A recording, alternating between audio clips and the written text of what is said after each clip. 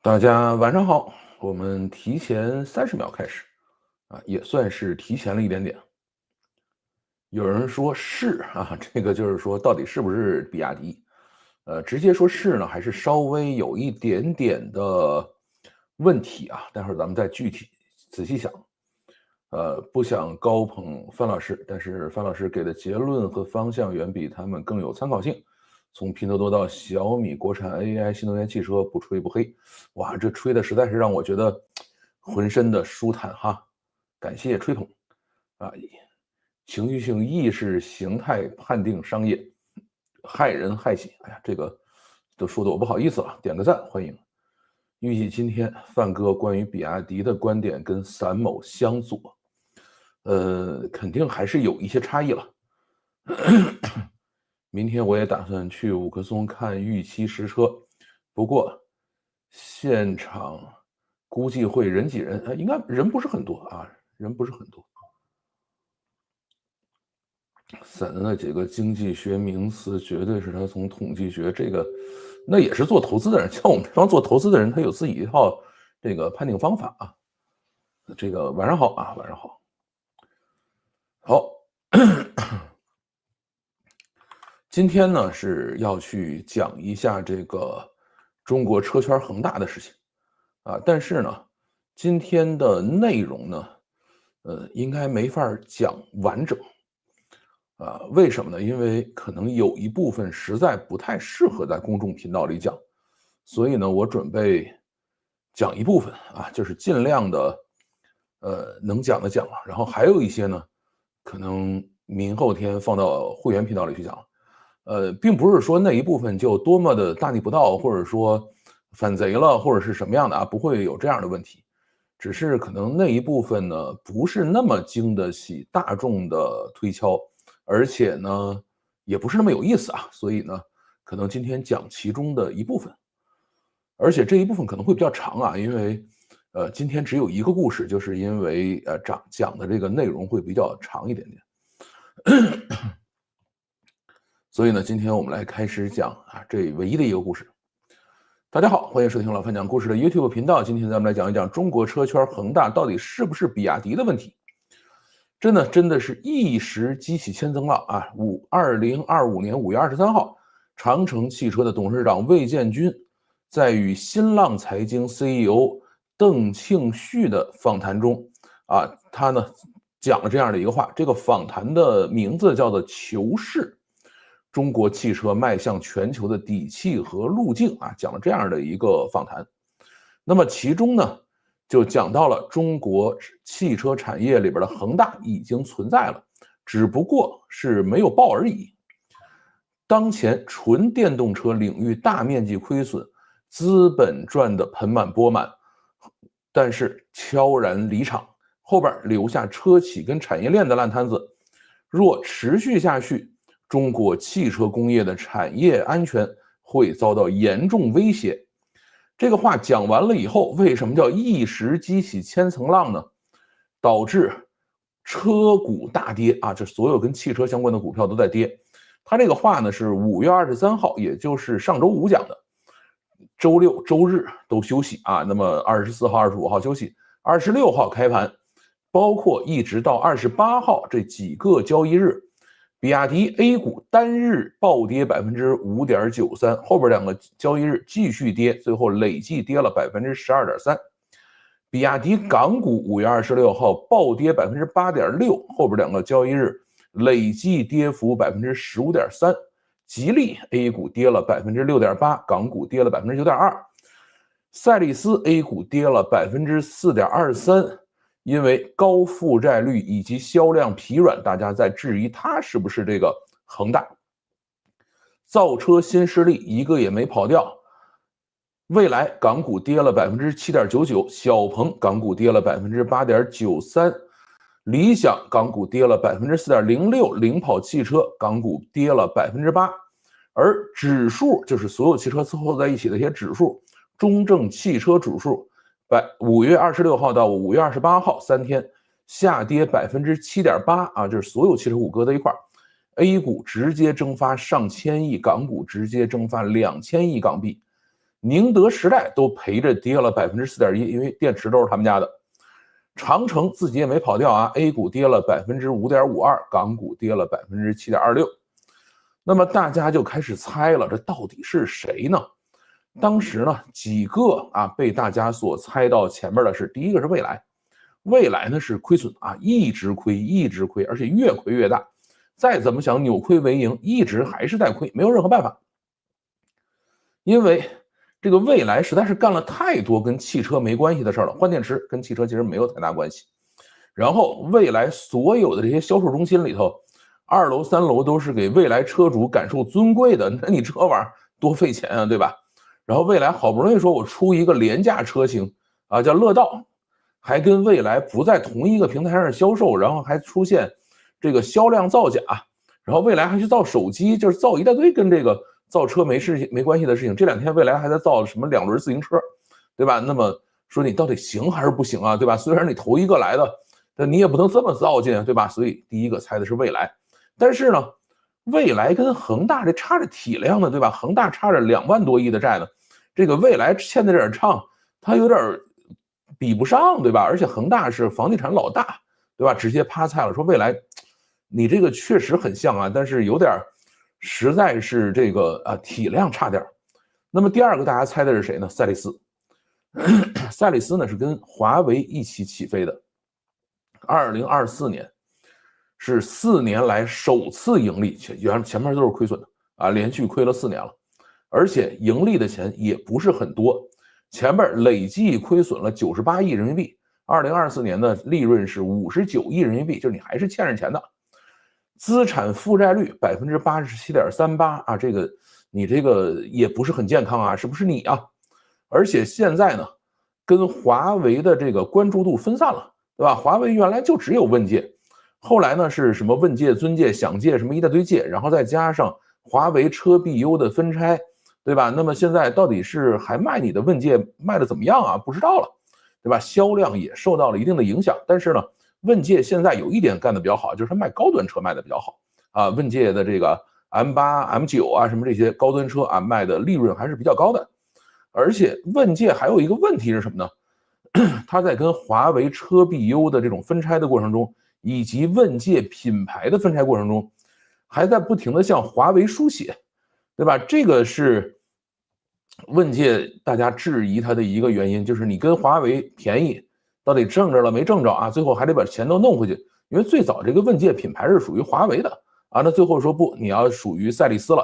那么从华为的车必优分拆，问赛力斯说我得在里头占股我得占大头对吧？我是亲儿子然后把这个品牌问界品牌再弄回来，一共向华为给了多少钱呢？140亿人民币，对吧？而且在不停的往里给，所以挣这点钱够你这么糟践不然后现在问界确实呢股价是涨得很厉害那么股价涨上去了，这个你是不是挣到钱了而且它里头有很多国资在里头那么大家猜有可能是它那么在这个里头呢，问界的体量肯定跟恒大也是差的比较远了，但是你后边不是还有一华为的吗你这个就看着有点像了那么下一个大家猜的就是比亚迪了。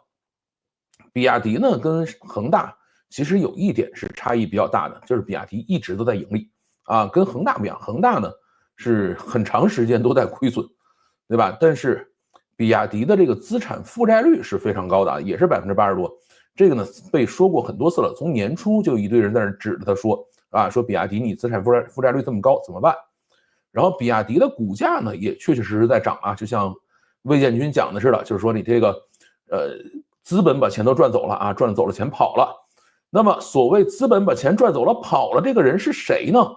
这个神就是叫巴菲特2008年投资了比亚迪，每股8港币直接进去占股了9.89%，但是后来还在不停的投资，最高的时候到2021年这个巴菲特的伯克希尔哈撒韦在比亚迪里的占股21%因为这个伯克希尔哈撒韦你在比亚迪里占股的时候，每一次突破这种整数关口，你是要到港股，就是香港联交所去报备的你说我突破10%了我要报备一下然后呢突破20%了我要去报备一下，我少于10%了我也要去报备一下，少于5%我也要去报备一下它是有这样的规定的所以呢，大家知道说啊，在2021年它是达到过这个21%，但是呢，这个2022年8月24号开始啊，这个巴菲特就开始抛售比亚迪啊，不停的卖，不停的卖，不停的套现，一直到2024年的7月22号，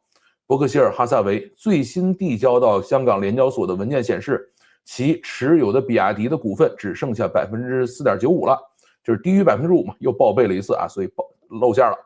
那么在整个巴菲特的这个交易里，他到底挣了多少钱呢？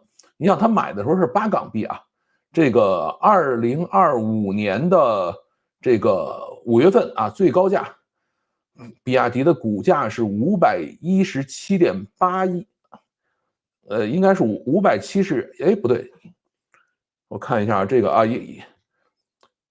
这么讲吧，就是说在2022年8月份抱歉啊，讲错了，讲的有点乱。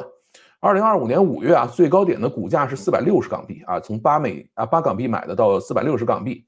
那么现在的话，这个伯克希尔哈撒韦啊卖掉的股票，就是套现的钱和再加上他持有的钱，相当于一开始的18亿这个港币扔进去的钱啊，套现出来是517.8亿港币出来，29倍的回报，对吧？所以这个巴菲特那真的是神啊，没有任何好说的，这个实在是太牛了啊！这个谁你说这么多年啊，08年到这个25年啊，也算是10几年下来，然后挣了29倍啊，这个大家还是要稍微的钦佩一下巴老爷子的。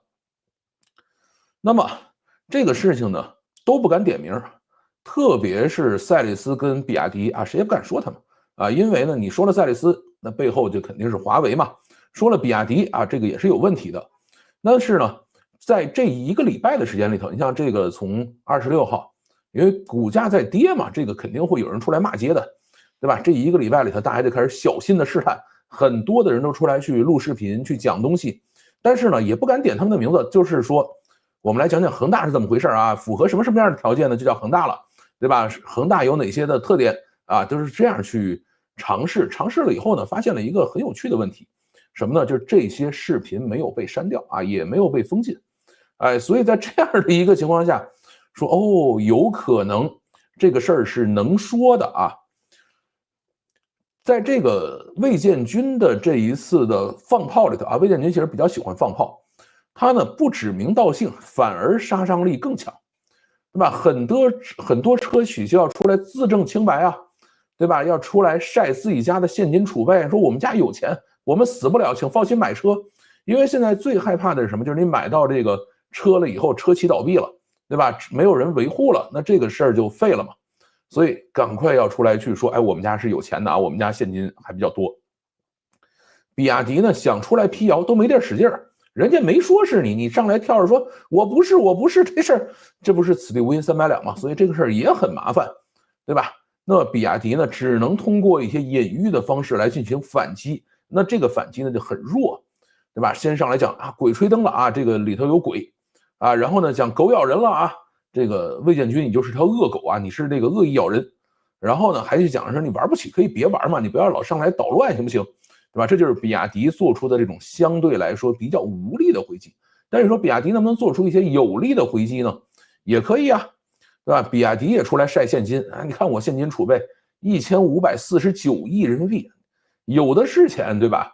不会倒闭的。然后这个供应链账期127天，虽然长了点，但是我们账期比长城还短呢，对吧？长城的那个账期是180多天，就是你给长城供这个备件，半年以后才能拿着钱啊。但是比亚迪这个账期其实是有问题，但是今天我们就不讲这个账期的事了。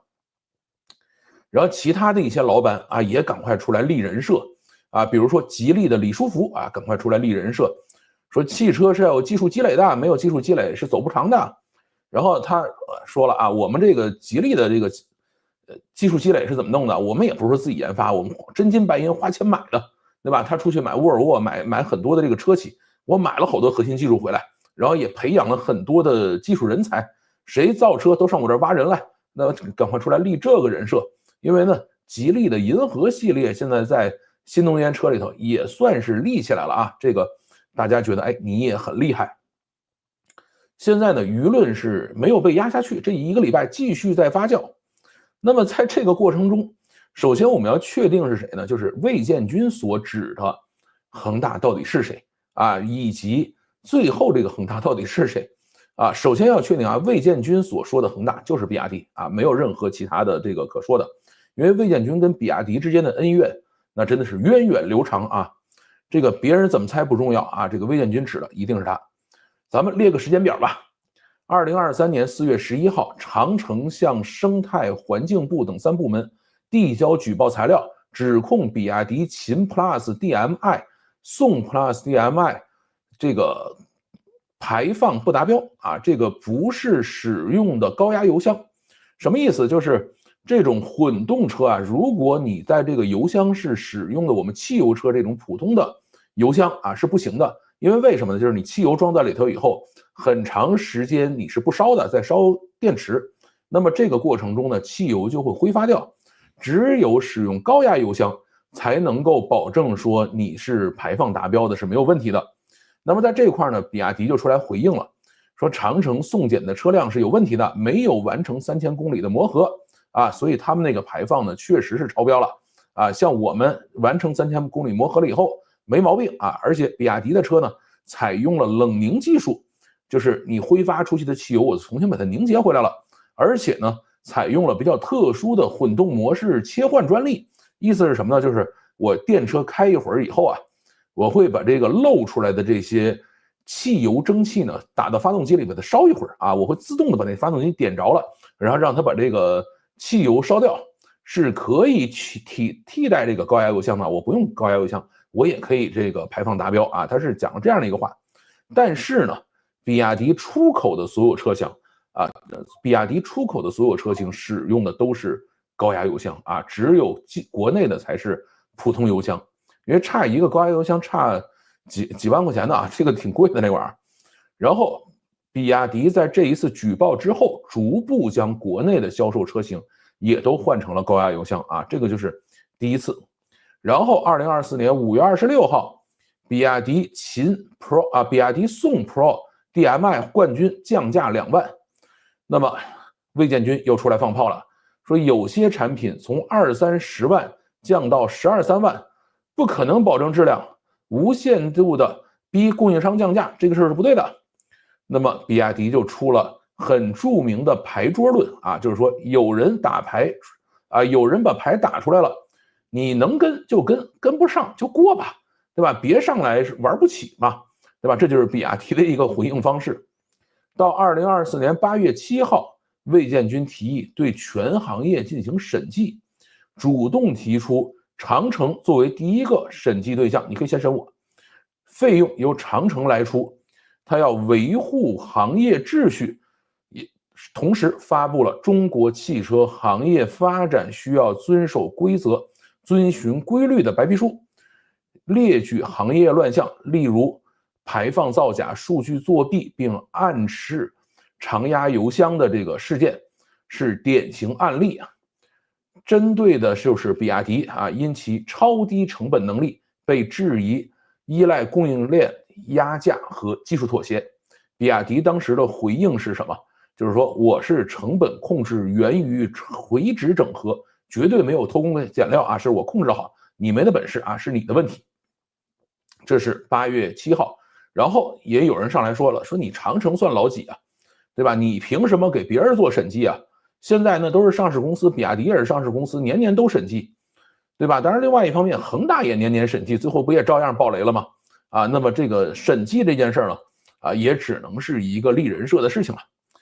这是到2024年8月了，2025年3月21日，比亚迪部分车型，比如说像宋 Plus DM-i。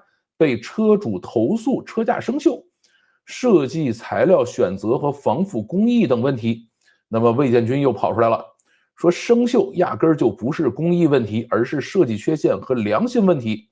推出了防锈技术白皮书，使用电泳喷涂工艺，材料呢使用镀锌钢板是不可能生锈的，就是生锈问题零容忍啊！说我们长城的车绝对没这毛病。比亚迪呢并没有直接回应，但是呢，比亚迪的经销商做了回应，说我们比亚迪上呢有一些铸铁部件生锈啊，属于正常现象啊，不影响安全。这事儿反正信不信就看大家的了。当然很多人还是愿意信啊，毕竟7、8万的车还是很香的啊，要什么自行车嘛，对吧？那么到2025年4月份了，又出了方程豹断轴事件。当时的方程豹5参加成佛坡测试啊，就是那个坡反正很陡，要冲上去，直接那个轴断了啊！你说你一个硬派越野车冲坡的时候把轴撑断了，这个事儿确实比较丢人。那么长城赶快就出来宣传他们的坦克系列暗讽断轴啊，当然没有点名。比亚迪呢也只能出来回应说这个车主违规改装导致的啊，不是说我车不好，车主改错了。维修了后呢，这个车辆还是依然可以正常使用的，而且这个车主呢还去起诉长城，说你侵犯了我的肖像权了啊！这个事儿也是一段公案，一直到最后一次，2025年5月23号啊，就是这一次，魏建军又出来放炮，说降价超过10万的车必然会导致质量危机啊！这个讲的也是比亚迪的秦和宋，然后呢还讲到了0公里二手车啊，你去查一查，这有多么惨的一个事情啊！然后再讲到了车圈恒大的事情，比亚迪的回应呢，也是相对来说比较无力的啊，就是鬼吹灯和狗咬人。现在呢，最新的回应是车圈不存在恒大，对吧？这个车圈不会有这样的问题的啊，这是比亚迪今天刚刚给的回应。而且比亚迪还说了，我2024年净利润还增长了18%呢。啊，我的财务结构健康的很啊，不会有这样的问题的。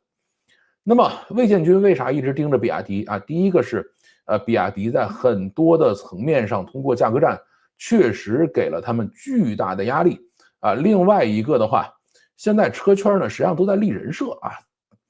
马斯克算是车圈立人设的开山鼻祖，雷军呢学的也很好，魏建军呢其实一直也在立这个人设，保定车神。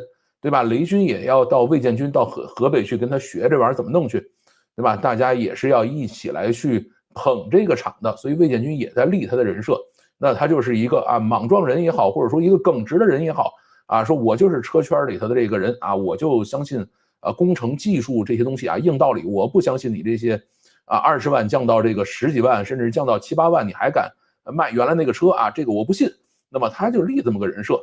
现在很多的车企呢，也都在有样学样的立人设，新势力的车企老板们啊，也在拼命的玩这件事情。李书福呢，最近也在立人设，只是王传福呢，现在还没有站出来啊，就比亚迪的王传福，现在出来回应的呢，都是比亚迪公关部的一些负责人在出来回应啊。那么在这件事情肯定就要弱很多了，因为老板自己出来说话，跟下边公关部的人出来说话，这个是完全2个不同的力度。那么中国的这个电动车上呢，其实有3座隐形大山啊。第一个呢就是价格战内卷啊，这个非常非常狠。现在呢是比亚迪掀起了新一轮的价格战，吉利也要马上跟进。比亚迪刚刚宣布22款新车型参加，最高降幅5.3万。这是为什么？因为国家有补贴啊，你要把这个补贴占上。另外，北京市现在在发这个新的指标出来，就是你如果家庭抽牌照的排分在42分以上，你就直接可以领牌照了。那一下多少万指标出来，你就要去领到这个牌照，对吧？那么为什么小米也一定要在这个之前把这个发布会开了，也是为了盯着这批牌照的，对吧？所以现在一定要在这样的一个时间点去降价。那么吉利银河系列马上跟进啊，7款车参加，最高降幅是这个1.8万啊，也是直接要进去。然后奇瑞100亿长补，就是你不是有国补吗？有省补吗？啊，我厂家再给你补100亿，30款车型啊，奇瑞瑞虎3X 降价还不是降价3.49万啊，是降到3.49万，就是你3.49万就可以买辆车了，对吧？瑞虎系列基本上降价接近腰斩，以旧换新，最高可以抵5万块钱。它完全玩的是农村包围城市，就从下往上打。领跑啊，价格也是下降，而且技术下放。什么叫技术下放？就是原来高端车才有的这些智驾技术，我往低端车上放啊，这就是领跑在干的事情。特斯拉呢倒是没有降价，但是呢推出了5年免息啊，也算是变相降价了。2024年呢，特斯拉是靠出口把这个上海超级工厂的产能给吃掉了。2024年，特斯拉上海超级工厂出口了26万辆车，占这个产能的26%啊，因为造了100万辆，出口了26万辆。长城没有参加这一次的降价，这是这一个中国电动车行业里头遇到的第一个很大的问题，大家谁都没法弄，就是说你动不动就降价。现在小米是不参加降价的，因为小米现在还在排队呢，它一旦你敢降价的话，就说明排队那个事儿就是骗人的了那么剩下的人都在疯狂的降价，那么这些不想降价的人或者说立了人设不能降价的人，就只能是出来喷他们了这个没什么好办的。然后第二个，中国汽车遇到的一个很讨厌的事情是什么呢？就是电动车遇到问题，就是保险。这个电车呢，上保险难，上保险贵而且呢，很多车是会直接被拒保的。比亚迪、特斯拉、小米都在惦记搞自己家的保险公司，因为他们3家呢都申请了自己的保险牌照，小米也有自己的保险牌照特斯拉在美国申请了保险牌照，比亚迪是直接收购了保险公司自己开干了。对吧？那么保险公司怎么就那么坏呢？对吧？我去买保险，你咋就不卖给我呢？对吧？保险公司说我也很冤对吧？2024年，中国保险行业为新能源车承保总共亏损了57亿元，对吧？很少有人能薅着他们家的羊毛薅保险公司羊毛。这次保险公司说我冤死了这个我为这个新能源车上保险，我收的保费，然后去给你赔这个所有赔付。我最后赔完了以后亏了这事儿没法整。当然2024年他们已经好一些了，2023年亏的更多。2023年整个中国保险行业为电动车承保亏损了67亿元2024年亏损了57亿元，少亏了10亿，那真的是比窦娥还冤那你说这钱是咋亏掉的呢？保险公司原来我们想的都是一帮精算师，对吧？我算好了这个车故障率是什么样的，然后这个维修成本是什么样的，然后我去给你收保费去，不就完事儿了吗？但是这个不是这么回事在电动车上就不行了。第一个就是维修成本特别高电动车的维修成本要比汽油车高非常多。第一个重要原因呢是它的一体式压铸机这玩意儿特斯拉发明的进来了以后一帮徒子徒孙们学得很像，我们都玩一体式压铸机。但是一体式压铸机有一个很讨厌的东西是什么呢？就是原来你比如你把这个后杠给人撞了那你就换那几个件就完了。你现在给你压成一块了。对吧？你要给人撞了，或者说哪儿砸出个坑来，那对不起，你整个都换那这个就贵去了你造的时候是造的便宜了，造的也快了，但是维修的成本一把就上去了。然后第二个呢就是电池维修你这个电池包的维修是非常麻烦的这个而且电池包占整个车的这个成本又非常非常高所以这块也确实是维修成本上升。还有一个是什么呢？就是必须由原厂维修。如果不是原厂维修，有可能会去判刑这个是中国比较特色的一个事儿。为什么呢？就是你这个电池包里头是有芯片的，是有很多的软件和数据的，对吧？那么这些东西你必须是原厂修因为有一些人说我去替你修一下吧，然后修完了以后直接起诉，确实有坐牢的这个不是危言耸听。因为呢，有一些车厂是会去干一个很恶心的事儿，什么叫锁电锁车？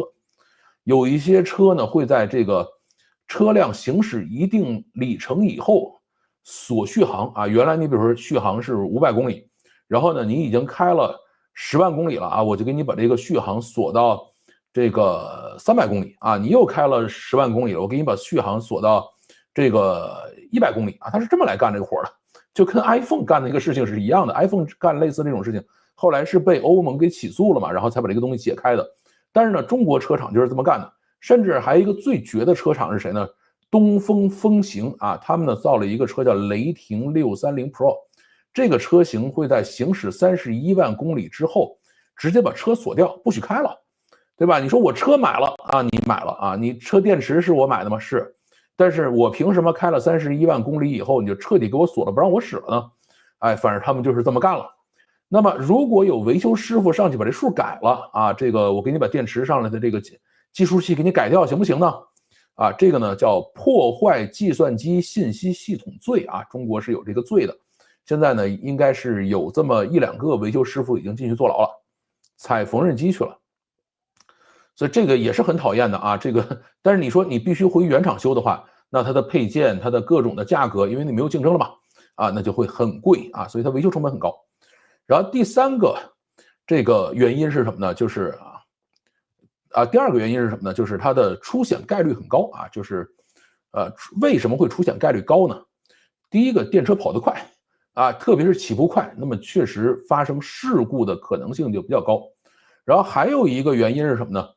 就是小米有一个梗就是小米苏7的时候有一梗，就除了驾驶员，其他都是高配，对吧？年轻人的第一辆车嘛，那么年轻人就喜欢去拿这个车去碰碰撞撞去玩一些比较过瘾的事情，跑一下加速，我去玩一下超车这个确实是容易出事儿。特别是小米苏7 Ultra 出来以后，对吧？这个很多保险公司看这车就头疼，1500马力，对吧？然后一帮新手一帮新手司机，然后抱着这么一个大玩具上街了，才50多万那这玩意儿多吓人啊！这保险公司咱们怎么敢给他这个什么投保这不敢弄啊。然后再加上一个什么问题呢？就是这个车辆的大降价，10万以内的车，有些车7、8万了，对吧？那么就在匹配这个更年轻、更手潮的车主原来你比如你整了一个50万的车，大家开起来还要小心一点。你整了个10万的车，那这个车主就说：“那咱怕什么呀？10万的车7万的车，刚才咱们讲还有一个3万的车，那这个上去试试呗，对吧？”这个就更吓人所以呢，就是更年轻、驾龄更短、驾驶更激进的车主，现在在驾驶这个车辆这个是非常吓人的。然后自动驾驶系统有的时候也不是那么靠谱，特别是一些低端车的自动驾驶系统这个也是比较吓人的，而且自动驾驶跟人员驾驶之间有一段灰色的地带这块也是会出现一些事故，再加上这个电动车还有自燃的情况这个虽然咱们现在看的一些大品牌自燃的已经不是很多了但是一些小品牌还是会出现自燃的情况这块呢也是会造成很多的这种理赔。那么最后一个造成理赔上升的原因是什么？就是运营车辆。很多人拿着电动车是干嘛去的？跑滴滴去的，对吧？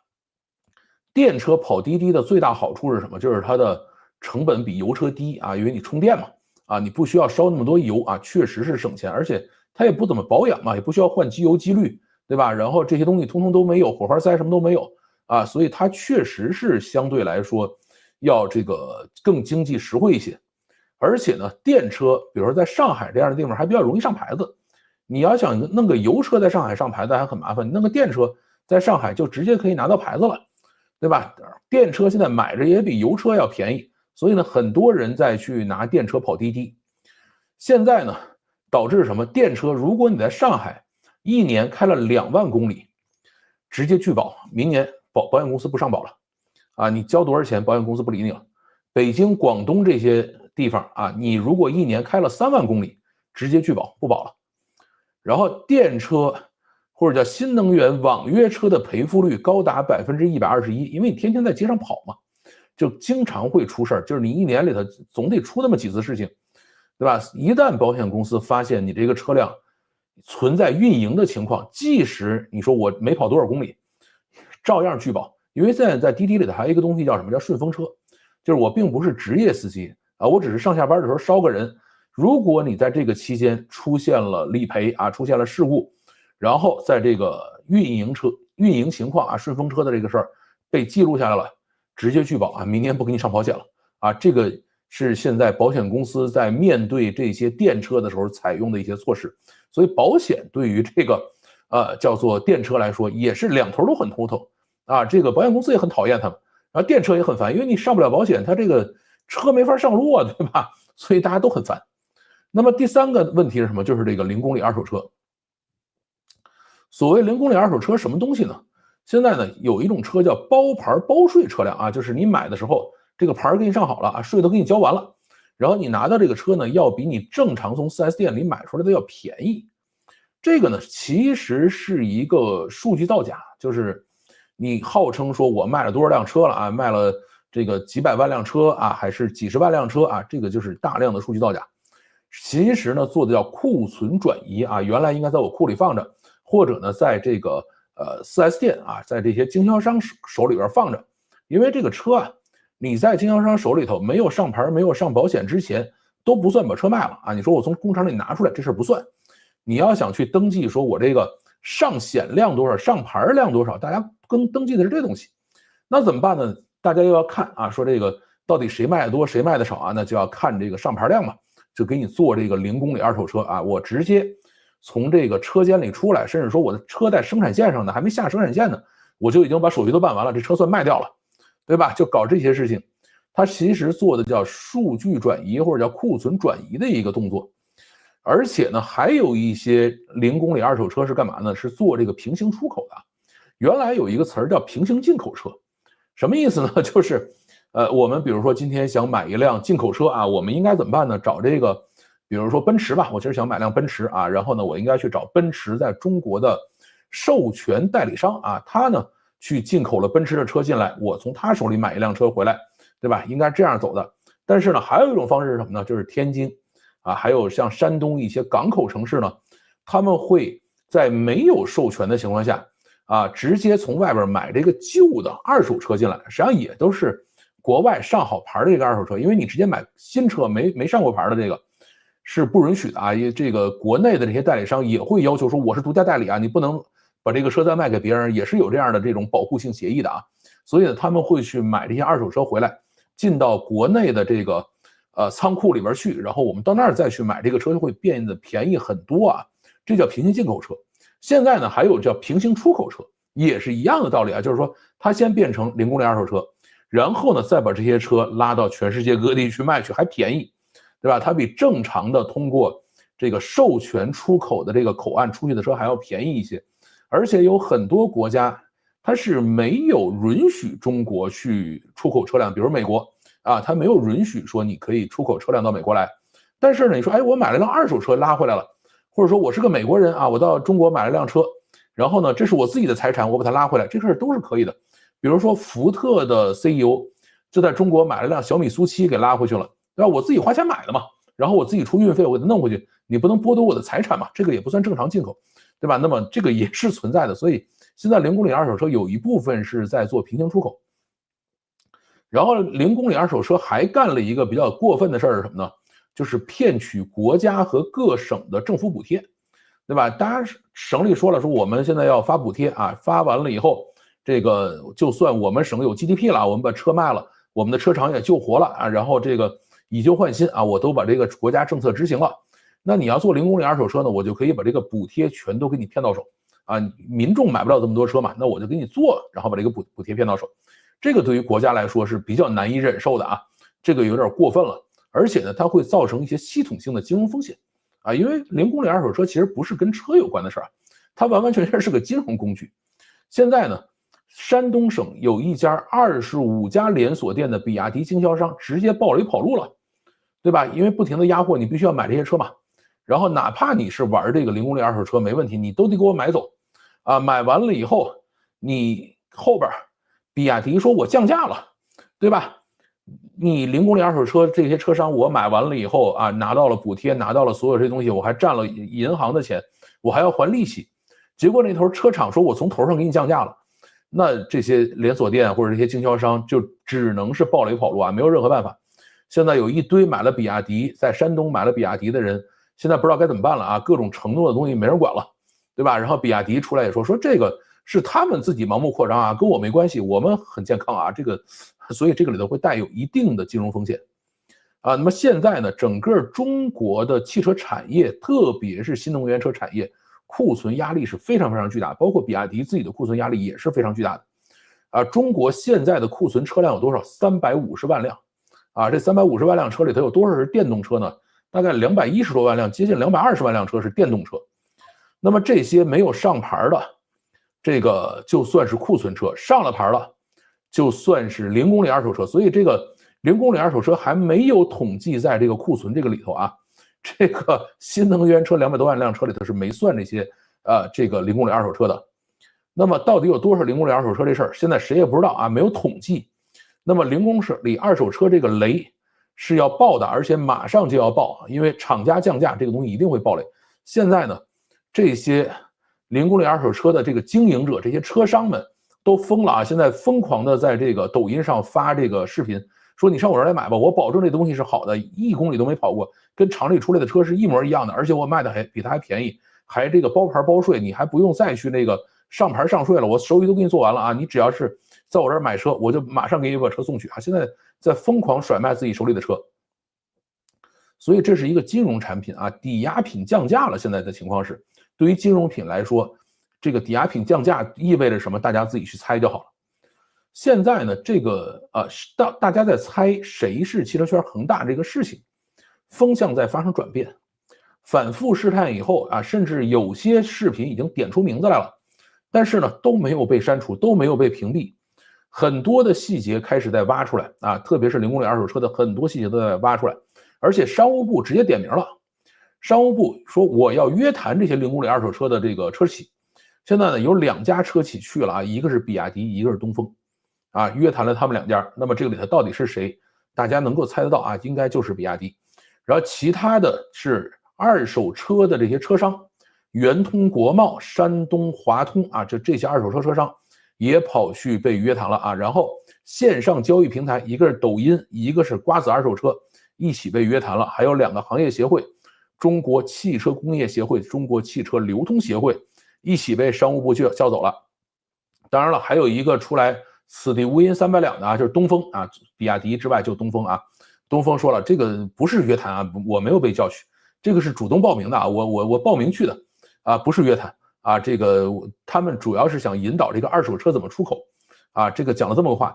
东风当年干过什么事儿呢？东风当年是跟湖北省干过一个事情，就是你只要是湖北省的人买东风汽车，就可以拿到很大的一笔补贴。因为我的上一辆车，我现在是开福特嘛，上一辆车是雪铁龙 C5， 我那辆雪铁龙 C5 是22-23万买的吧，大概是，然后加上他们的省补以后，那辆车是卖9万8，你想它补贴有多重吧？那么在这种情况下，骗国家补贴的估计就是东风，而且骗的特别特别狠，对吧？这个现在还出来说啊，我没被约谈，我是报名去的。那么会议的精神是什么？打击虚假销售和数据造假，规范补贴使用和出口秩序。出口这件事儿也要说的好好的，说你不能啊搞这种零公里二手车去出口，你还是要老老实实去授权啊，走经销商渠道去出口啊，不能随便这么去搞。而且现在呢，有很多的这个甚至是出口的车还回流回来了，因为大家知道中国汽车出口是有退税的，对吧？你退税完了以后，然后这个车转一圈又在国内又开始销售了，还去冲击 4S 店的这个销售价格，这个事儿是不行的。所以现在商务部说赶快来谈吧，这个事儿咱们来谈一谈。那比亚迪这是能说了嘛，对吧？这个就属于是风向的转变啊，因为以前比亚迪的事儿是不能说的，这个事儿呢。也不是会说有国家上来说，哎，谁也不会说华为啊，谁也不会说比亚迪啊，不是这样，而是什么呢？在中国，我们要去看风向啊，看这个社交媒体的这种流转方向是怎么看的，就是谁可以说话，谁不可以说话。那么原来谁说了比亚迪了？比亚迪是会动用巨大的这种公关能力和这种超能力，花钱嘛，然后去找到。这个比如说抖音啊、快手啊、什么微博呀，找他们去施压，然后去把这些帖子删掉。那么现在删不掉了啊，说明这个能力在这个面前已经无效了。所以说明什么？就是风向变了。那比亚迪是不是面临着巨大的挑战呢？一定是啊，这个没什么好说的。比亚迪到底是不是恒大呢？其实很多。都是供应链里面的债务啊，比亚迪跟恒大还是不太一样，因为恒大崩盘是大量的美元债没法偿还了，而且美元债是有利息的。比亚迪呢，它的很多债务是没有利息的啊，这个它走的跟恒大那个还是不太一样。但是呢，它的规模已经很大了，虽然达不到这种几万亿的这种水平吧，但是它的规模依然在国内车圈里是老大，它造车最多嘛，那没有任何办法，对吧？所以这块呢。有一定可比性，但是也有一些差异。再往后呢，就是恒大是有大量的烂尾楼没法交付的啊。最后的许家印努力的方向就是叫保交楼啊，因为我把楼卖出去了啊，把楼盖好了，能交付了，对吧？我就可以让资金转起来。但是比亚迪不一样啊，比亚迪是把车造出来了，对吧？它不是说我这个楼没造出来，它是把车造出来了。它的问题是库存问题，车都造好了，就是卖不掉，库存高企，而且呢还在继续的加班加点的生产，就是你不是说我这个库存上来以后我就少造2辆啊，没有那个，我接着造啊，继续饮鸩止渴往前跑啊，它是这样的一个方式。所以比亚迪呢确实是面临巨大的挑战，但是跟恒大比起来呢，算是各有各的难处。那么这次谁会倒下？一定会有人倒下啊，但是倒下的未必会是比亚迪。第一个新势力一定会大洗牌啊，这个最后能剩下哪些不好说。赛力斯怎么样，能不能渡过难关啊？咱们要继续往前看，未来确实很危险，对吧？这个哪吒已经挂了，然后其他的一些车企咱们要继续看。然后合资车企这一次基本上会被清场。啊，东风其实是个合资车企，而且很多的这些合资车厂其实现在都在转型生产自己家的这个新的品牌的新能源车，对吧？所以合资车企可能这一次就彻底结束了。然后各省市建立的汽车工厂会进入快速的关停并转啊，有一些你去被小米兼并啦，被这个其他的一些能活得下去的车厂兼并掉。啊，有些活不下去的就关门算了啊，这个肯定是要去发生变化的。汽车零配件的企业呢，日子估计也不是那么好过啊，应该有一些也是活不下去的。至于汽车经销商和二手汽车经销商的话，已经可以去等待银行和不良资产处置公司上门了啊。这个对于他们来说没有什么其他办法，因为车厂降价的话，对于他们都是灭顶之灾啊，这个没法整的。比亚迪大概率是能够挺过去的。那么后边买车就需要小心了啊，千万不要去购买那些可能倒下的品牌，对吧？还是要找这个手里有上千亿的现金、年年盈利的这些车厂去买啊，比如说这个像小米这样的啊，我就要去买去，对吧？其他的大家各自小心。好，这个背后呢，是不是还有真正的故事和底层的原因啊？我相信肯定还有一些，就是我也做了一些别的思考和研究吧。但这一部分呢，就这个周末会员频道里再讲吧，就不在这儿讲了啊。当然这儿注意啊，不是让大家去充会员啊，绝对没有这个意思。只是那一部分呢，第一个会比较枯燥，第二个呢，可能也不是那么适合公众讨论。还有呢，就是毕竟我自己不是一个经济学家嘛，所以那一部分呢。可能也不是那么经得起推销啊，但是我确实做了其他的一些思考吧。这就是我们今天要讲的车圈恒大到底是不是比亚迪的故事啊。好，我们来看看有什么评论啊，评论还是有一点点的。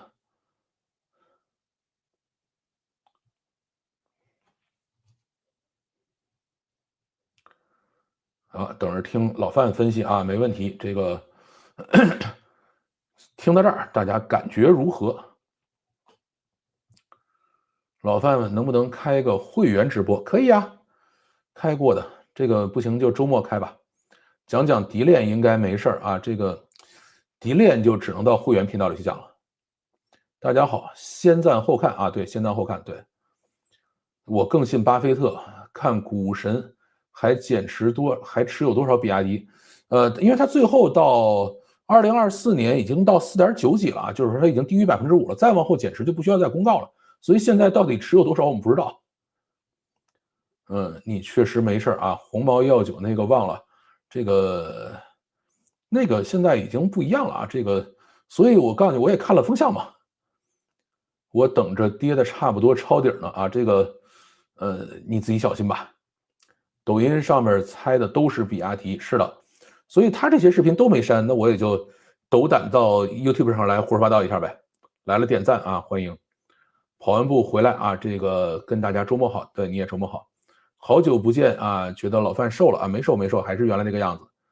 这个前段时间都在传于大嘴高速开车睡觉的视频，是的，这个，这个我觉得也没什么大事了，至少他还开着自己家的车呢嘛。有人拿国外的车厂负债率来对比，认为比亚迪这种算正常。我查了一下，大众集团供应商回款周期大概是30天，比亚迪270天，差老远了啊，这个还不太一样。比亚迪这个比较复杂。老八被资产负债率给吓跑了啊！老八我估计肯定还是看到他一些不是那么正规的操作。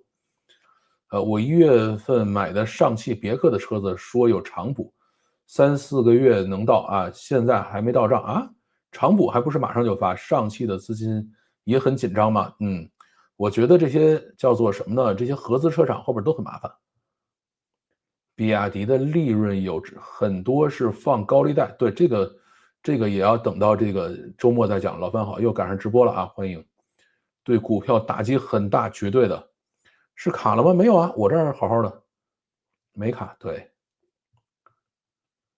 排放数据的事儿啊，范老兄有做节目，对，大家可以回去翻一翻。对，原来讲过。长城有点玩不起了，这个怎么说呢？他愿意立这个人设，他也没有塌房，那就让他立呗。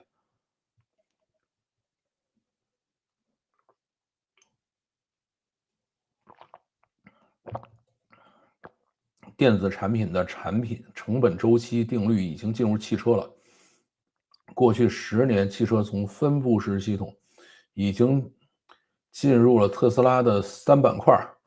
这个换句话说是汽车快消化了，这个确实如此。但是特斯拉推出新车型的速度绝对卷不过咱们啊。长城的车这些日子卖的也不好，这个长城确实是受到了很大压力了。OpenAI 要出 AI 项链吗？不知道啊，等吧。点赞啊，对，你们都点赞了没？当年长城刚出魏系列车的时候，也是有油耗门事件。这个魏这个品牌，因为长城的老百姓魏嘛，这个魏的品牌好像是比亚迪注册了，然后送给长城的。就一开始还是双方有蜜月期的啊，但是后来就不行了。点赞啊，其实并不觉得比亚迪这么一套模式能够这么跑下去。虽然我相信比亚迪绝对有技术，但是它的良心是真的不敢恭维。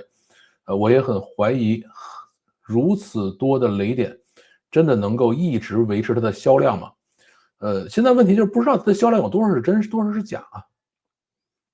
如果你看一圈车企，就会发现没有什么特别的，很多车企都玩得很花。我觉得德国车企、法国车企，包括这个老牌的这些合资车企，现在应该都这个满眼星星、满头问号啊！不知道你们在玩什么呢？一个朋友做汽车零件供应的，以前比亚迪残次品零件都是不要的，22年开始电车爆发后，有残次的都要了。这个就不知道了啊，这个不能传谣信谣啊。中国的企业怎么都这样？政府和企业都是这样不讲规则、不择手段啊！这个是另外一个问题了啊！快500人了啊！大家记得给老范点赞啊！欢迎点赞。什么叫中国车企都这样？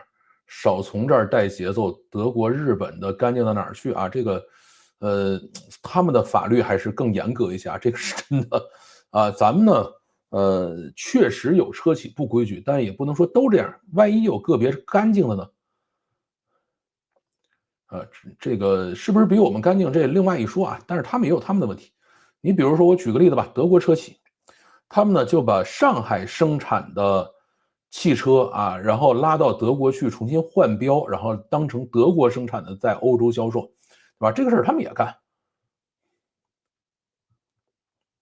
假如比亚迪价格骨折，是否可以抄底了？这个我觉得，我不知道你在想什么啊。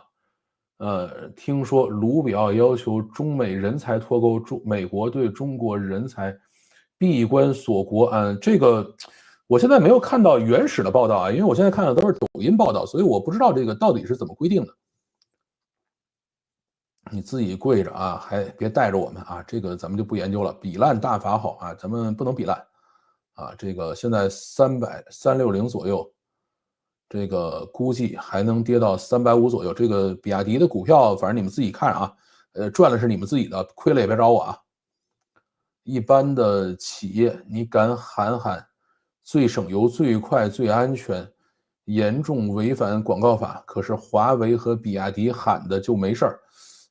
其实也不是没事了，现在也慢慢的会变得越来越严格起来。中国人才也没心搞科技研究，在美国怕遭啊，怕遣返经常来各种国安检查，这个不知道了啊，这个就不清楚了。国家安全破坏中国人才对美国的信任，好吧，这个咱们等过几天看吧。来了来了，点赞先啊，欢迎。锁车等于车是租来的，但贷款不是。这个哎，中国反正很多这个事儿就是真没法说啊，他锁你的车真锁。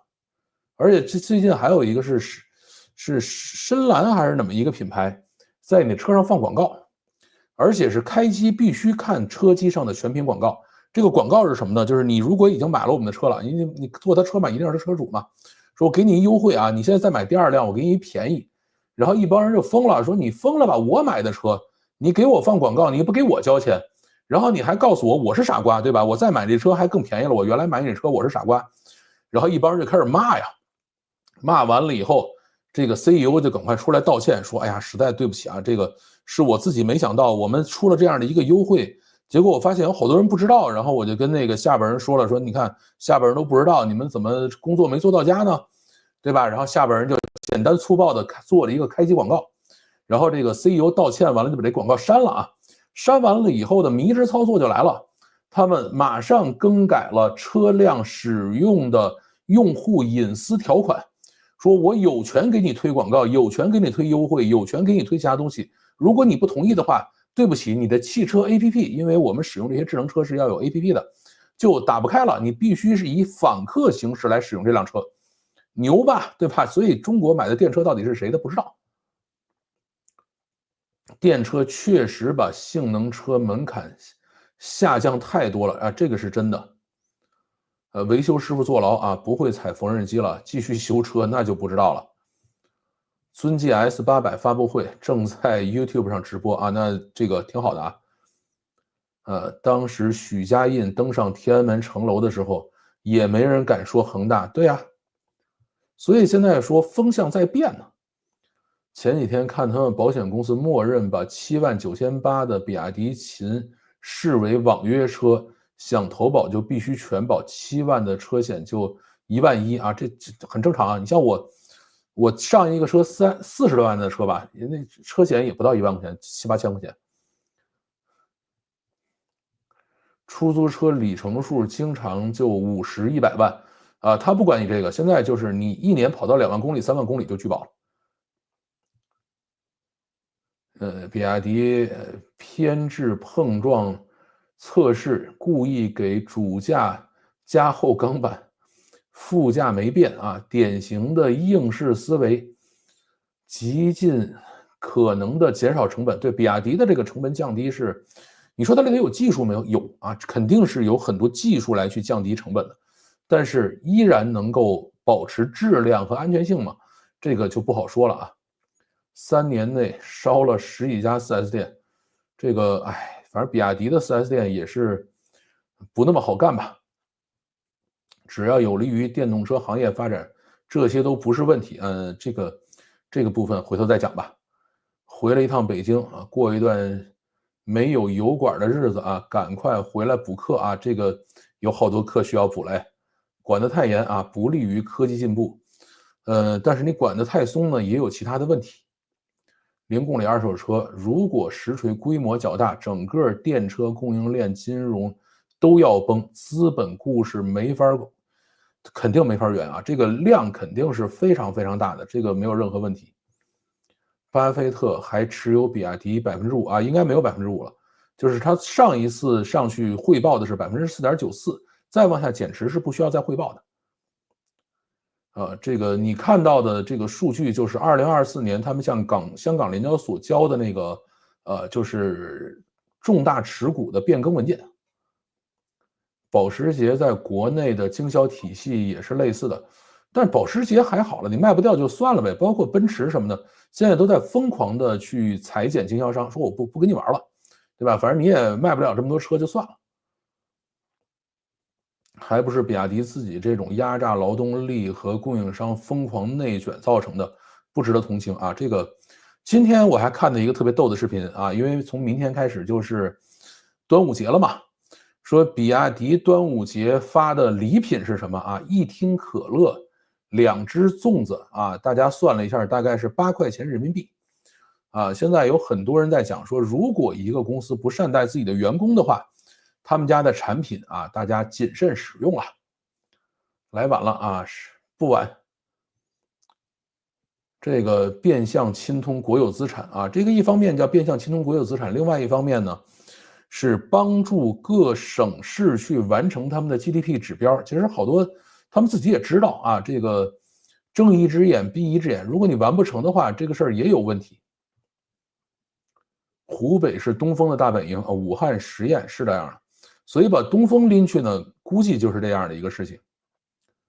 卷到最后就开始互撕啊，这个我觉得出来有人愿意撕也不是什么坏事。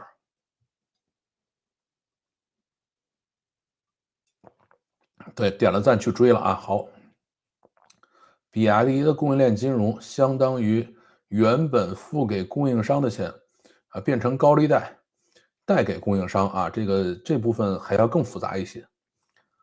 东风本田关了很多 4S 店了，是的。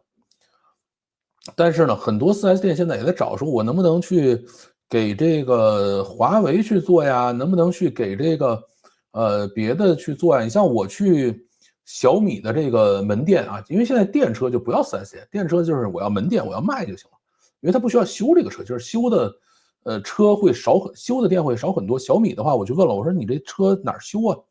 他说我们一共在北京市有3点来修啊，但是呢，这个店是很多的。后来我就问他，我说你们这个店里头跟这个卖小米手机的是一拨人吗？他说不是，我们是俩公司啊，虽然在一个屋里，但是是俩公司，就是卖手机、卖电器是一个公司，我们卖车的是完全另外一个公司，就是他们也需要向这个小米去买展车，但是呢，他们就是不怎么压车，因为呢，我们都是排队买嘛，买完了以后上小米直接交付了。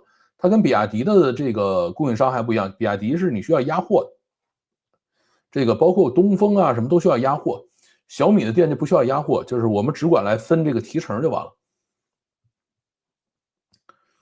国补的问题啊，中国政治体制上还是产生，生产不是消费。如果是消费端补贴是地补啊，那么造假就会难很多啊。这个如果是把钱直接发到人手里了，就没法造假了。只要这个钱不到人手里头，依然是在政府层面赚，这个他自己就有动力来去做假账。点赞点赞，欢迎啊！700多人才36个赞啊，你们太过分了，应该多点几个啊，买比亚迪就对了啊，有人愿意买就买吧。作为极客韭菜，虽然觉得虽然市场部是垃圾，但是理工男工程师很赞啊，这个是真的。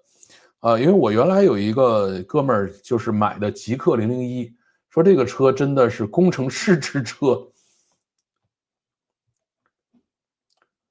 在评价未来，哎呀，未来没啥好评价的。这个，我觉得他们如果好好造车的话，是一个挺好的公司。但是他们在造车之外，真的是浪费了太多的钱了。700多个观众，难得这么热闹，是的啊。为什么库存这么高还拼命造车？不明白为什么，请讲讲。这个没法讲啊，这个也只能到明天再讲了。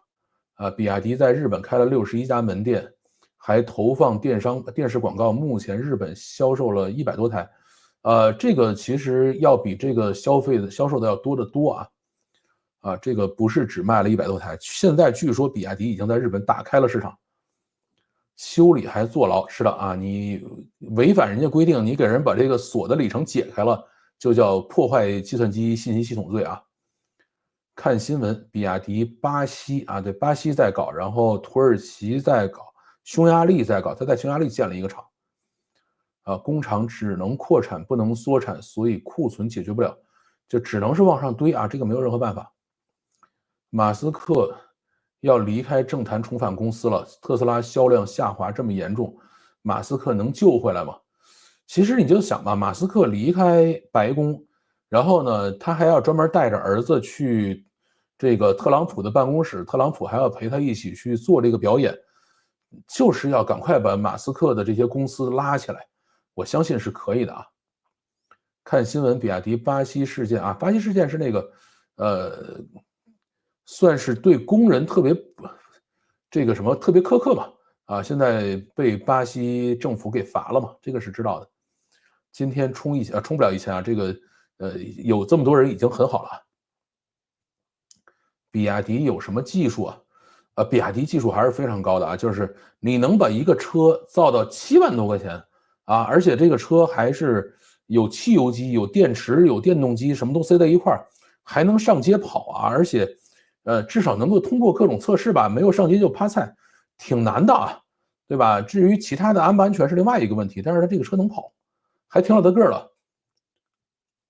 如果没有办法上保险，那么这个车就废了。是的，或者你就去上全险啊，或者说直接提高100%的保费啊，可能还是会有一些人给你上，让他们互掐吧，挺好的。他们掐着掐着，没准就会有一些变化。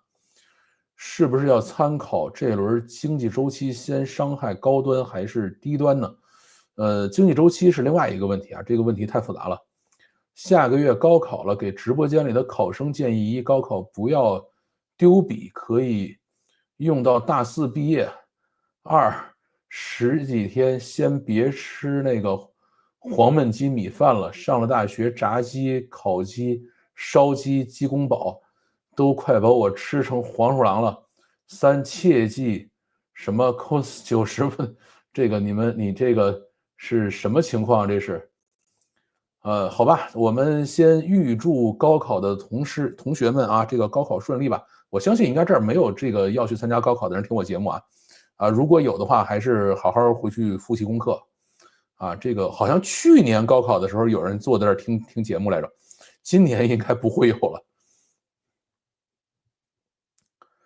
这个德国本地管得很严啊，是的，本地确实管得很严，但是德国车厂也想着投机取巧啊，这个是真的。日本车国内和美产质量真不同，这个就不知道了啊，这个没有体会。我其实真的没开过日本车，我还开过德国车，开过美国车，开过法国车，但是呢没开过日本车。德国车企也出过排气造假骗税的新闻，对，都应该干过。一年开3万，基本认定是跑网约车了。是的，我觉得网约车3万都跑不下来。心中辫子变成 U 型锁，看谁都觉得是跪着。哎呀，这个我觉得呢，我们自己有自己的判断吧。网约车一年开3万有点少，对，但是他们现在就是你超过3万就不行。你像我的车最高的时候一年大概，呃，可能能跑到过3万啊，因为我那时候上班特别远，一天开到接近100公里啊，然后呢，可能是开了，因为也不是天天开嘛，还需要有时候出差啊，有时候这个有一些假期啊什么的，所以我估计那一年应该是开了有个1万多公里吧，不到2万公里。我那个车开到现在8年，开了8万公里，大概也就这种水平，一年1万公里，已经算开的不少的了。比亚迪有广东政府为后台，小意思。哎呀，这个不是那么容易的啊。电车安全配套很难落实，尤其地下室啊，一响就怕。现在看吧，现在电车至少充电会更安全一些吧。改革派大逆袭，这跟改革派有什么关系？就是深蓝啊，就是给汽车放广告那个哈，好吧。交强险是可以上的啊，拒保是商业部分，撞了自己花钱修呗。这个，哎，我觉得还是挺麻烦的。你像我这个前2天遇上冰雹了，对吧？你如果没有上这个商业险，没有上车损的话，你咋弄啊？你没法整啊，对吧？就得自己花钱。你像我那个修了1个礼拜，把所有坑都补得干干净净的，屁事儿没有嘛，1分钱没花。其实美国车企在2008年到2010年也是大量生产汽车，直接把生产的车拖去汽车坟场，这是资本主义的最基本规矩，不能停止生产，履行合同的成本还是最低的。哪怕比亚迪5、6万的生产成本，如果不履约，银行和投资者马上的问题马上就会出来啊！坐在 CEO 就是维持价格的最后一刻。当然产能过剩就是另外一回事啊，我们肯定是过剩了，而且过得很多。关于什么让说什么不让说，昨天我设置直播预告，关键词是美国留学规则这些词，直接就不良引导不让开播。是的，这个现在在国内做直播的话，你只要敢说你到美国上学留下，不是留学啊，是留下，直接咔掉。比亚迪的做法，与关的做法一样啊，透支未来啊，这个其实大家都在透支未来。多谢。经济学测算过啊，某一阶段运用库存手段可以产品降价10个点啊，这个关键是你能不能算明白这个事儿，现在已经算不明白了啊。维修先断更，这是什么意思啊？只要走党国流程，应该都逃不过啊，这个没看懂。看样子电车又要一地鸡毛了啊，这个也不一定。最后，中国呢，就是总会有一些人在一地鸡毛以后浴血重生啊，这玩意儿才吓人啊！就是别人都死了，你杀不死我的，就会让我变得更加强大。中国，你说有多少产业一地鸡毛过？百团大战啊，各种的这个放贷的啊，因为我是互联网企业嘛，我对这玩意儿比较熟，对吧？最后剩下的那个才是真正的狠角色。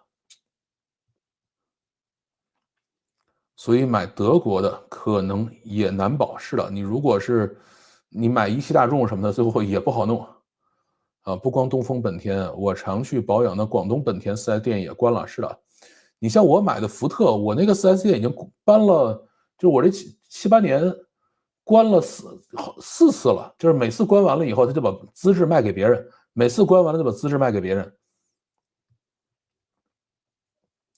美国大使馆官方推特有卢比奥要求审查注销中国学生签证的通稿，现在就等看有没有第一个被注销签证的学生的新闻了。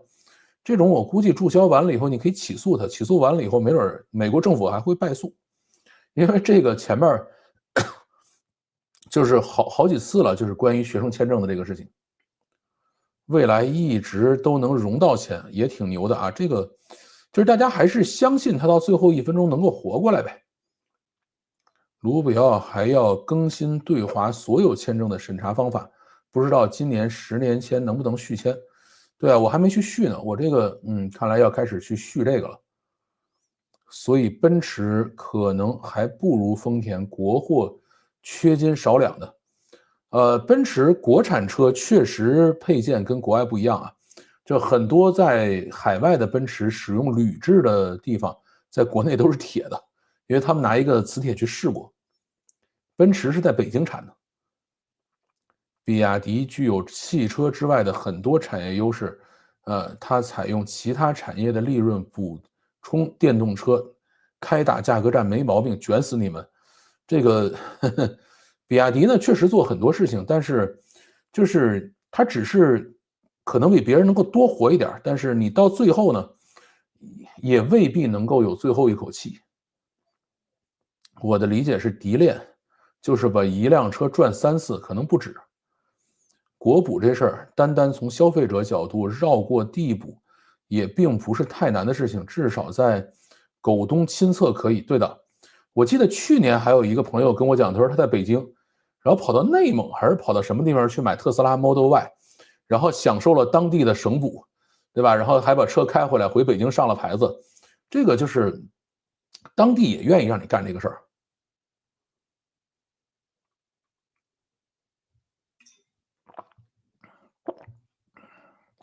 对，比亚迪现在在全球动作都很大。原来我还做了一期视频讲这个比亚迪深圳号嘛，开一船过去9000多辆车就是上岸了，开一船过去9000多辆车就上岸了。就是我做的这条视频前面的这个封面，就是他们码头上面那个摆的车啊，还不是这个0公里二手车那个车厂，是他们准备装船的车。湖北跟法国总是千丝万缕的联系，当年好像是友好城市，武大的法语系也特别猛。好吧，这个因为它有车厂在那儿嘛，肯定还是合作比较多的。特斯拉在美国也有7500美元的补助啊，但是最贵的那款 X 不能享受补助，搞不明白为什么。你都有钱买得起 X 了，还在意这点钱？因为中国也是这样，国补，你比如说手机国补，超过6000块钱的手机是没有国补的。这个为什么小米卖手机啊？它那个小米15S Pro 一定是5999，就是为了享受国补去的啊！所有的补贴都是我们补贴的是穷人啊，不能补贴富人。你想去买 X，为什么还要享受国补呢？样品车没毛病啊，普及车你就偷着运气。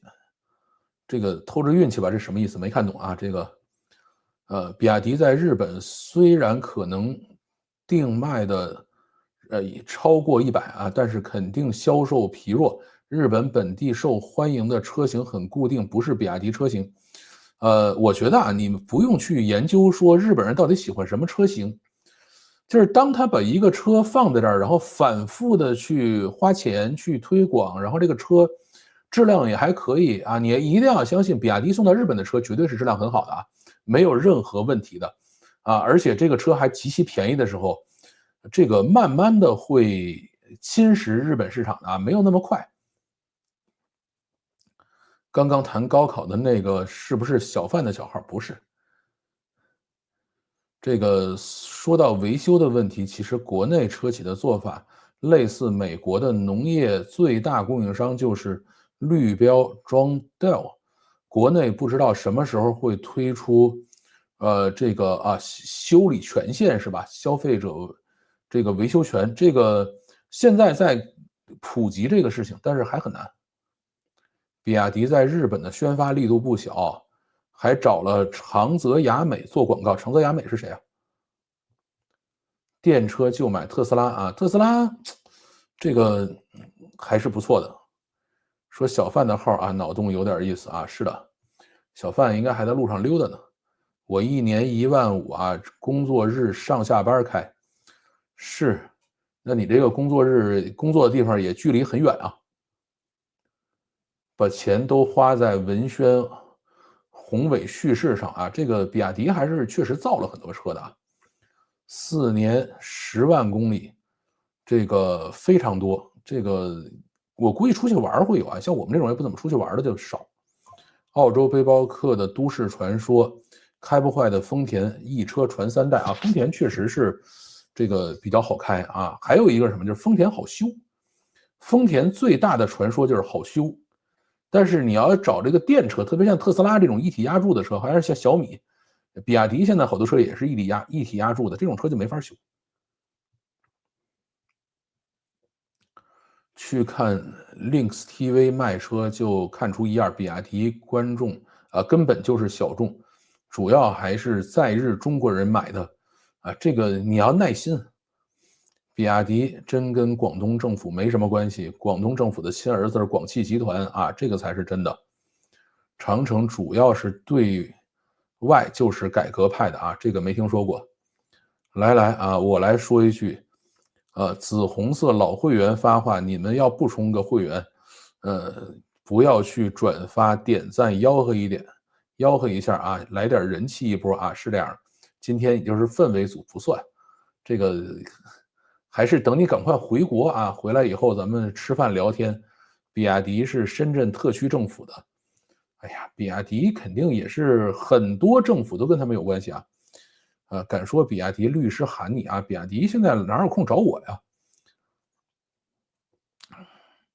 我上台车就是丰田，开了10年，在我的认知里，丰田开不坏。真实原因是结构简单，技术特别成熟，加上修车基本就是换件，真心开不坏啊。丰田确实是不错啊，深水区啊不算深水区。这个美国产的丰田质量确实比日本本土产的质量要差，是吗？澳洲路面上的汉兰达啊，这边叫库鲁泽，基本都是美国工厂过去的，故障率明显比其他日本过来的型号要高。这个我就真不知道了啊，这个头一回听说。年初讲不能内卷，没几个月比亚迪又开始搞价格战，很明显比亚迪压力非常大，大到要顶风作案。是的，不，因为你想618要折腾一波，然后国补现在要再增强一下，因为消费拉不起来。然后呢，这个各个地方在这放号，北京也在这放号，那他一定要把这一波吃掉啊！所以大家都在干这一个事情。要澄清一下，留学一直以来都是不能有移民倾向的，就是签证最松的时候，也是要证明回国意愿，比如父母房产等等啊，不，这个是你出去做签证的时候是要做这个事儿的。现在在国内，你说，哎，我留学了想留下，不许说啊，说了就直接封号，这号就没了。丰田车技术成熟啊，质量确实好啊，这个是这样。来晚了啊，这个不晚。合资企业早晚会被玩死，是这样的啊。我觉得这一波可能合资企业就差不太多了。如果想想说电车下半场大洗牌，从2022年一直到现在也没有洗，但是这一次呢，我估计差不多了啊。留美学生的签证问题完全是可以不让回美国的留学生入境啊，直接宣布签证作废，这个完全没有起诉的机会。这个看呗，原来有人起诉了，现在肯定也有人会干嘛。是啊，这个确实是这样，这个没看到是哪段了啊。确实比其他车这个容易出问题。比亚迪现在大到不能倒啊，这个原来恒大也号称是大到不能倒啊。对付鹏的观点有什么看法？不知道他最近说什么了。这个是不近，30公里出头啊，你这个是有点远。单程，对，我原来上下班是100公里嘛，就是40多公里，接近50公里单程。竟然有人会说比亚迪可以利用资金卷死其他人，这个事儿呢，其实也没说错了，就是比亚迪呢确实用资金卷死了很多人，但是呢，这玩意儿是个玩火啊，就是你玩过了也整不动，也是会出问题的。搬家来我们西班牙巴塞罗那享受生活颐养天年吧，巴塞罗那是人间天堂，我也想去啊。北京侃爷口述历史啊，你这是个历史博主吗？赶快去找那个谁呀，去找这个什么徐凯呀、谢承慧呀，现在他们那个三苗老师好像也在西班牙呢，对吧？你们这个，所以我说很多历史博主都在西班牙。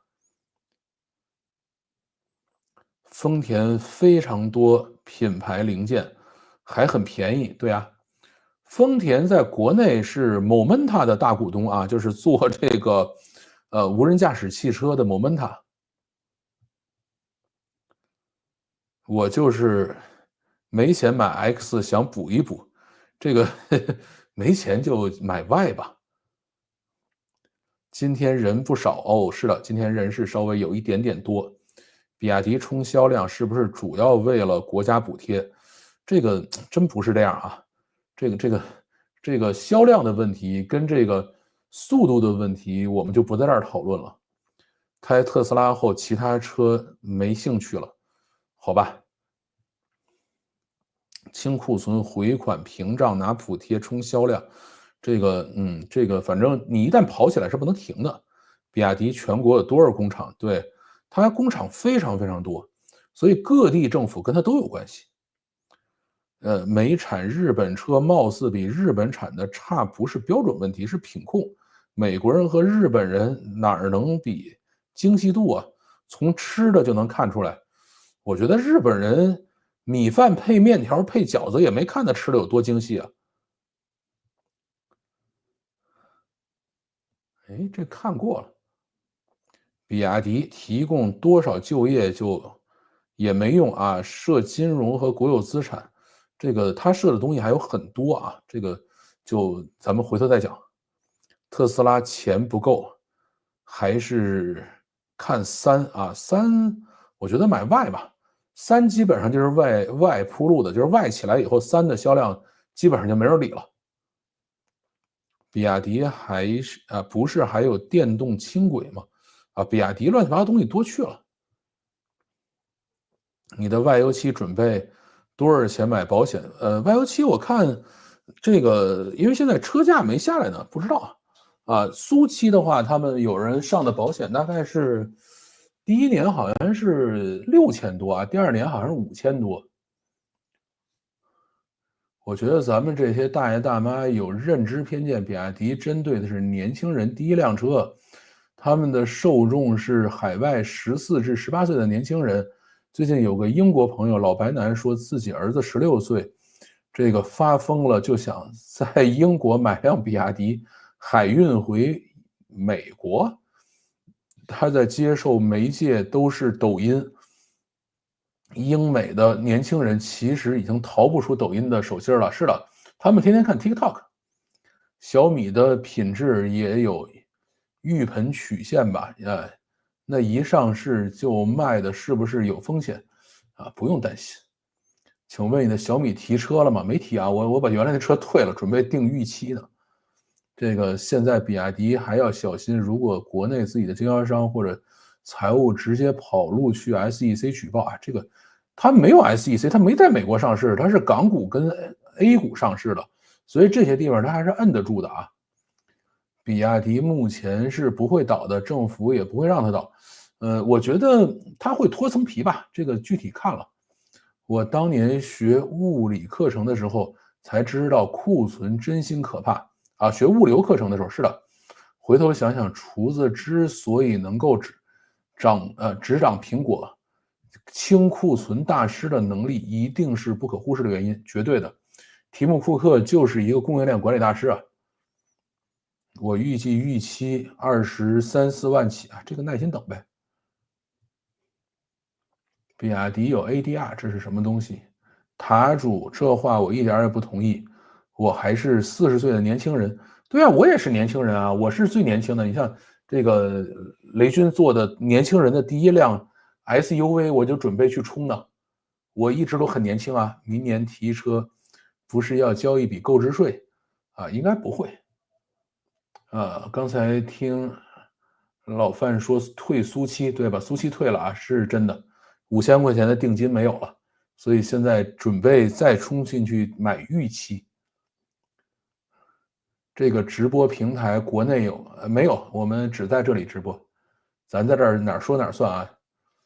这个不是只要符合港股的规则，也要符合美国 SEC 的规则啊。这个啊，那它是有可能会到美国 SEC 上去折腾点事儿，慢慢折腾呗，这没问题。你就算是美股把它清了，又能怎么样呢？它没准又更爱国了呢。